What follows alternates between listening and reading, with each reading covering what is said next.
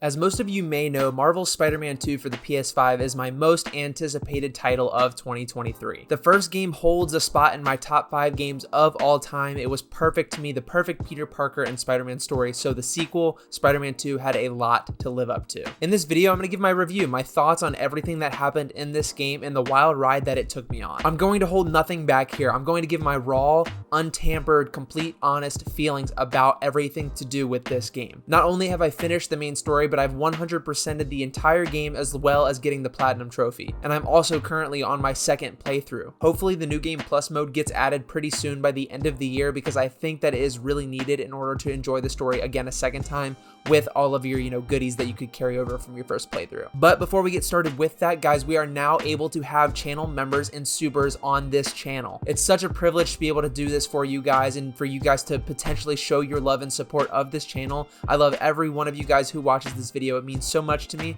And if you're new to this channel, I think over 90-something% of you who watch my videos aren't subscribed. So if you could change that and make my dreams come true, hit that button and join us on the road to 1,000 subs. Now, let's talk Spider-Man 2. Also, spoiler warning.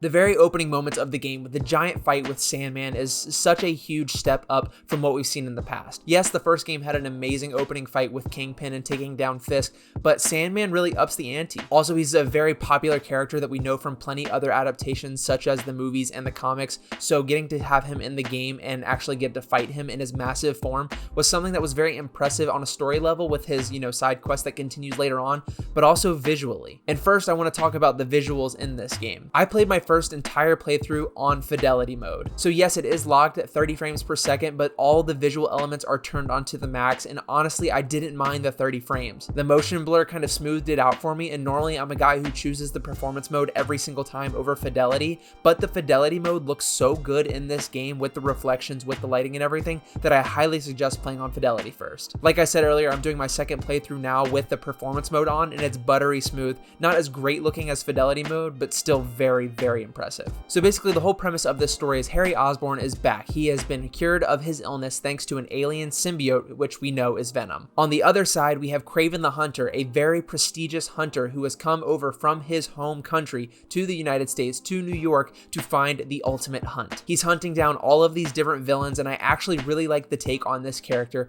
because he's not hunting down good guys, he's hunting down Spider-Man's villains, so Spider-Man has to go out of his way to save the villains that he would normally be taking down. And there's also a really great moment in this game, and I think it's kind of spread out through the entire game. We see multiple of Spider-Man's former nemesis coming to the good side. We've got Tombstone, we have Mysterio, we have Martin Lee, and we'll get into Martin Lee later on because he had a much bigger role than I was ever expecting. One of the biggest advertised features of this game is the ability to play as both Peter Parker and Miles Morales Spider-Man, and the technology of the PS5 allows you to do that seamlessly, with fast travel taking only seconds and being able to switch over from Miles to Peter and Peter to Miles in a flash is so cool. And while I don't think the suit selection at this moment is better than the first two games, I do think it is very, very good. And I love how we can create different variations of the suits and kind of create different looks. The Carnage suit that you can lock at the end of the game for Miles is one of my favorites, and of course the black symbiote suit classic look for Peter is one of my favorites as well. So let's talk about this story. When Harry finally comes back into the picture, we get a great scene where Harry and Peter go to their old high school and Harry sort of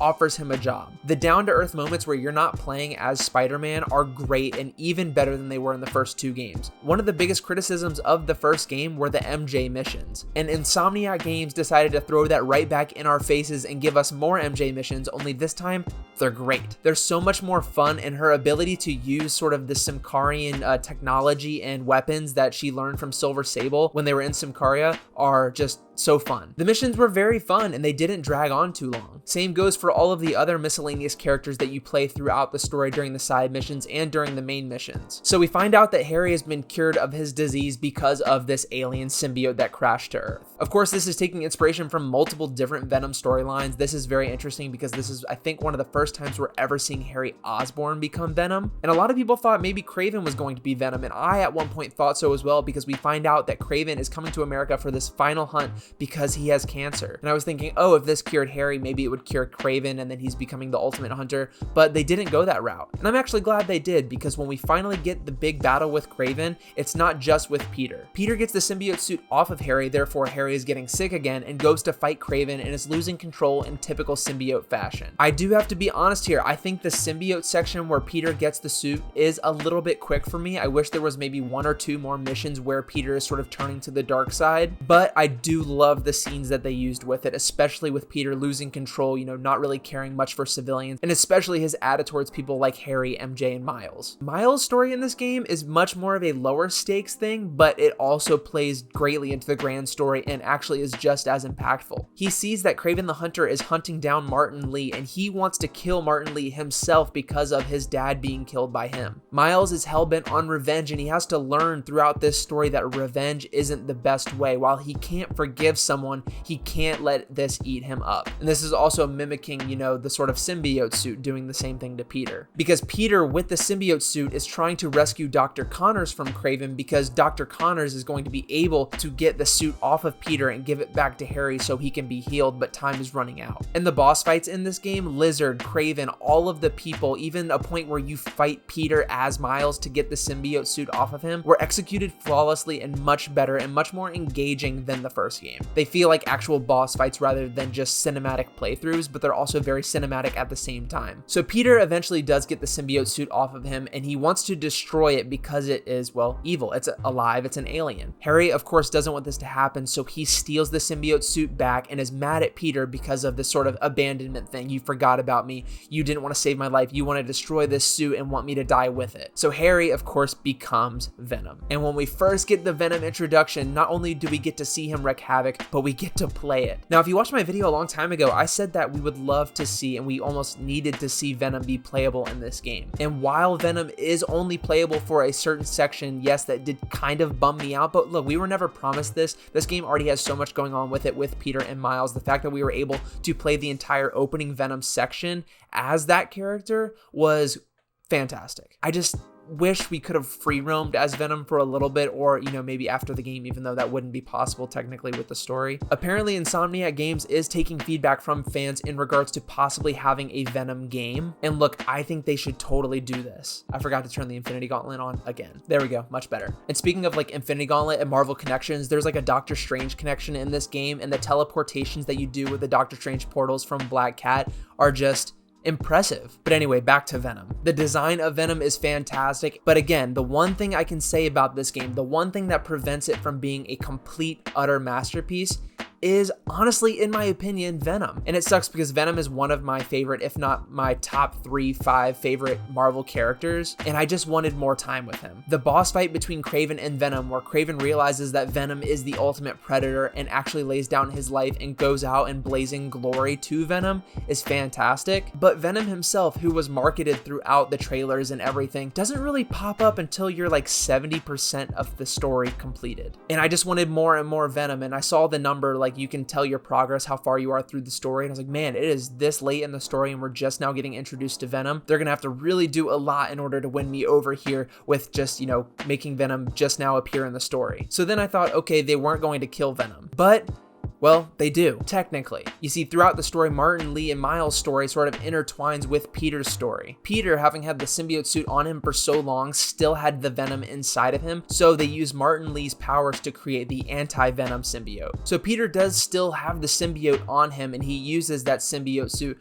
to take out Venom. And the final fight with Venom on the football field, at the school, and in the air with the Venom wings was great. Again, just a little bit too fast for my liking. I would have liked Venom to be in the story a lot more, especially when you have an actor like Tony Todd playing this character. But in my opinion, I don't think that this is the very last time we're going to see Venom because of the appearance of a character in a side mission. A very cool side mission where we see Wraith, who is actually Yuri, the police captain from the first game who has sort of become a vigilante on her own. You're hunting down this cult, and the leader of the cult ends up being none other than Cletus Cassidy. The whole goal of this cult is to steal a symbiote, and at the end, he steals Carnage. So this isn't the end of symbiotes in this sort of game universe by any means, but I'm hoping Venom does come back, because by the end of the game, Venom's whole goal was to take over the world and kind of, encapsulate the entire planet in symbiotes to heal the world, but the meteor that he needs to use to do it is now no longer there. So I think Venom could possibly come back because now he has this sort of transition from the completely evil character wanting to take over the world. Now he's just on this planet, not really having anything to do because the meteor's gone. Now he has to learn to be that anti-hero, and now he can sort of attach himself to maybe another host such as Eddie Brock. Because at the end of the game, Harry Osborn does get killed. However, Martin Lee, with the powers of Miles, gives him the ability to resurrect him. Now this is kind of overpowered, and I hope it's just a one-time deal that, sort of happens. But Harry is alive and permanently in a coma, and Norman Osborn, let's talk about Norman Osborn. Honestly, one of my favorite characters from this story because he is a terrible, terrible political figure in the first game, but we don't see him do anything too evil except for the flashbacks with Martin Lee and Dr. Octopus. But in this game, he's completely changed. He got his son back. He cares so much about his family, and it was honestly awesome to see. Therefore, at the end of the game, when he sees that Spider-Man is the reason his son is back in a coma, a permanent coma, he asks his scientists for the G serum. So Green Goblin, maybe even Hobgoblin, is 100% coming to the third game. It's going to be epic. At the end of this game, Peter kind of hangs up the ropes and lets Miles control everything. But of course, they tease the fact that Peter's just taking a break. He's taking a much needed break to kind of connect with his friends and family again. So overall, yeah, the game was great, and I definitely rushed through it because I didn't want anything spoiled online. Again, I'm playing a second playthrough right now, and I'm actually taking my time with just the story missions, unpacking all of the lore and all of the characterization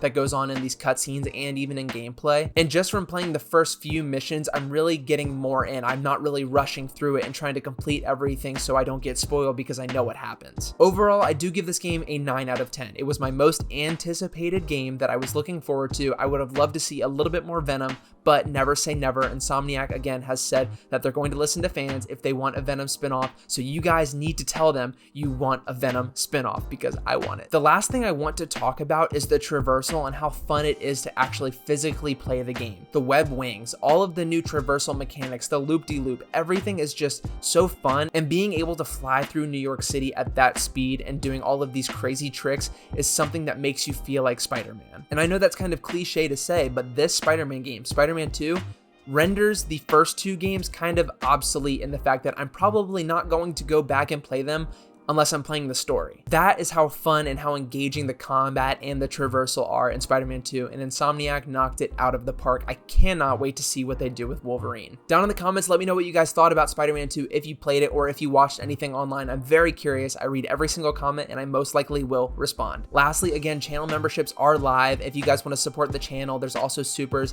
I love you guys so much. Thank you so much for watching, and I will see you all for Loki episode 4 very soon.